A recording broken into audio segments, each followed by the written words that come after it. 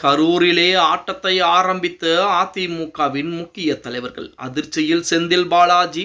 நண்பர்களே, அதிமுக தொண்டர்களாக இருந்தீங்க அப்படின்னா மறக்காம நம்ம சேனலை சப்ஸ்கிரைப் பண்ணிட்டு இந்த வீடியோக்கு ஒரு லைக் பண்ணிருங்க. அனைத்து இந்திய அண்ணா திராவிட முன்னேற்ற கழகத்துடைய கோட்டை என கருதப்படக்கூடியது கொங்கு மண்டலம். அந்த கொங்கு மண்டலத்தை எப்படியாவது தன்னுடைய கட்டுப்பாட்டுக்குள்ளே கொண்டு வந்து விட வேண்டும் என திமுக அதற்குரிய வேலைப்பாடுகளை மிக தீவிரமாக பார்த்து கொண்டிருக்கிறது.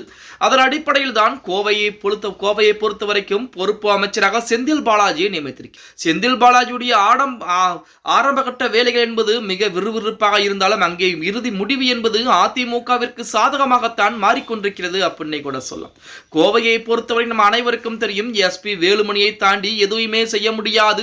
எஸ்பி வேலுமணியின் பக்கம்தான் மக்களுடைய ஆதரவும் தொண்டர்களுடைய ஆதரவும் என்பது இருந்து கொண்டு அந்த இடத்திலே செந்தில் பாலாஜி நிலைநிறுத்த வேண்டும், திமுகவை வெற்றி பெற வைக்க வேண்டும். அது மட்டுமல்லாமல் கரூரிலும் சரி திமுக மிகப்பெரிய வெற்றி வாய்ப்பை பெற வேண்டும் அப்படின்னு சொல்லி திமுகவின் தலைமை ஏகப்பட்ட வேலைப்பாடுகளை பார்த்து கொண்டதாலும் அந்த தலைமையிலே ஓட்டை போடக்கூடிய வகையிலே அதிமுக இருக்கக்கூடிய முக்கியமானவர்கள் செயல்பட்டு கொண்டிருப்பது மிக ஒரு அரசியலே பரபரப்பான விஷயமாகத்தான் பார்க்கப்பட்டுக் கொண்டிருக்கிறது அப்படின்னே கூட சொல்ல. அதன் அடிப்படையில் தான் ஒரு சம்பவம் நடந்திருக்கிறது. தேர்தல் களம் சூடுபிடித்த நிலையிலே கரூரில் திமுக மற்றும் அதிமுக இடையே கட்சி தாவல் விவகாரம் பெரும் மோதலாக உருவெடுத்திருக்கிறது. கடந்த 6ஆம் தேதி அதிமுகவில் இருந்து விலகி அமைச்சர் செந்தில் பாலாஜி முன்னிலையிலே திமுக இணைந்த ஒரு குழுவினர் இன்று மீண்டும் முன்னாள் அமைச்சர் விஜயபாஸ்கர் முன்னிலையிலே அதிமுகவில் இணைந்திருக்கிறார். ஒரு வாரத்திற்குள்ளாகவே அவர்கள் மீண்டும் தாய் கழகத்திற்கு திரும்பியது செந்தில் பாலாஜி தரப்பிற்கு பின்னடைவாகவும் பெரும் அதிர்ச்சியாகவும் பார்க்கப்படுகிறது. கரூரில் செந்தில் பாலாஜி மற்றும் விஜயபாஸ்கர் இடையே நிலவி வரும் அரசியல் போட்டி தற்போது தொடர்ச்சி கட்சி தாவல் மூலம் உச்சகட்டத்தை எட்டி இருக்கிறது அப்படின்னே கூட சொல்லலாம்.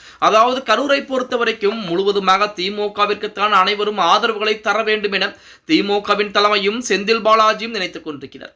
அதிமுகவினரை ஒரு வழியாக பேச்சுவார்த்தை நடத்தி மிரட்டியோ அல்லது பேச்சுவார்த்தை எப்படியோ ஒரு வழியாக திமுகவில் இணைத்து விட வேண்டும் என செந்தில் பாலாஜி தரப்பினர் மிக தீவிரமாக மும்புறமாக வேலைப்பாடுகளை பார்த்துக்கிட்டு இருக்காங்க. அப்படித்தான் ஒரு கும்பல் என்பது கடந்த வாரம் திமுகவிலே செந்தில் பாலாஜி முன்னிலே திமுகவில் இணைந்திருப்பதாக, அதுவும் அதிமுகவை சேர்ந்தவர்கள் திமுகவிலே இணைந்திருப்பதாக செய்திகள் எல்லாம் இணையதளங்களிலே உலா வந்து கொண்டிருந்தது. அந்த அதே கும்பல் பார்த்தீங்க அப்படின்னா இந்த வாரம் அதிமுக தாய் கழகமான அதிமுகவிலே மீண்டும் தன்னை கழக அடிப்படையாக இணைத்திருக்கிறார்கள்.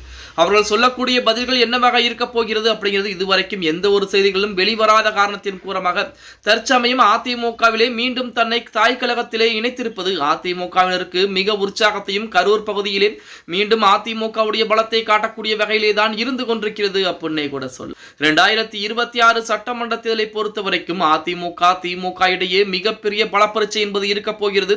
அதற்கு முன்னதாக இன்னும் ஒரு 60 நாட்களுக்குள்ளாகத்தான் இருக்கிறது தேர்தலுக்கு. அதற்கு முன்னதாக திமுகவில் இன்னும் ஏகப்பட்ட பிரச்சனை எல்லாம் வரப்போகிறது அப்படிங்கிற தகவல் கூட ஒரு புறத்திலே வெளியாகி கொண்டுதான் இருக்கிறது அப்படின்னே கூட சொல்லலாம். ஓகே गाइस, வீடியோ பிடிச்சிருந்தா மறக்காம லைக் அண்ட் சப்ஸ்கிரைப் பண்ணிட்டு அப்படி இந்த வீடியோ பத்தின கருத்துக்களை கீழே மறக்காம கமெண்ட் பாக்ஸ்ல பதிவு நண்பா.